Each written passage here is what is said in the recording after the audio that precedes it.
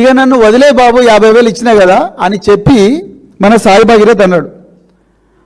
అని అంటే వాళ్ళ పేరెంట్స్ వినకుండా బిడ్డ నువ్వు 5 కోట్లు ఇస్తేనే నేను వదులుతాం అని చెప్పి మన ధమ్కీ ఇచ్చిండ్రు. అదేవిధంగా ఈ అమ్మాయి వాళ్ళ అమ్మగారు ఆమె ఇంక నేను సూసైడ్ చేసుకుంటా అని చెప్పి నువ్వు నాకు 5 కోట్లు లేకపోతే నేను సూసైడ్ చేసుకుంటా అని చెప్పి బెదిరించింది. మరి ఇక వీళ్ళందరూ కూడా దీని వెనకేదో పెద్ద కాన్స్పిరసీ ఉన్నది, నన్ను భయపెట్టిస్తున్నారు. సో ఈ హరాస్మెంట్ నేను తట్టుకోలేకపోతున్నాను. ఎవరు?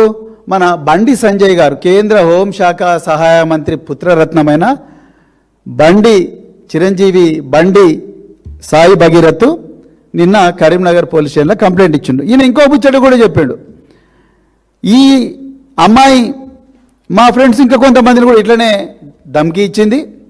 మరి వాళ్ళు నిర్మల్ పోలీస్ స్టేషన్లో 21 ఏప్రిల్ 2026 నాడు నిర్మల్ పోలీస్ స్టేషన్లో కూడా ఎఫ్ఐఆర్ అయింది.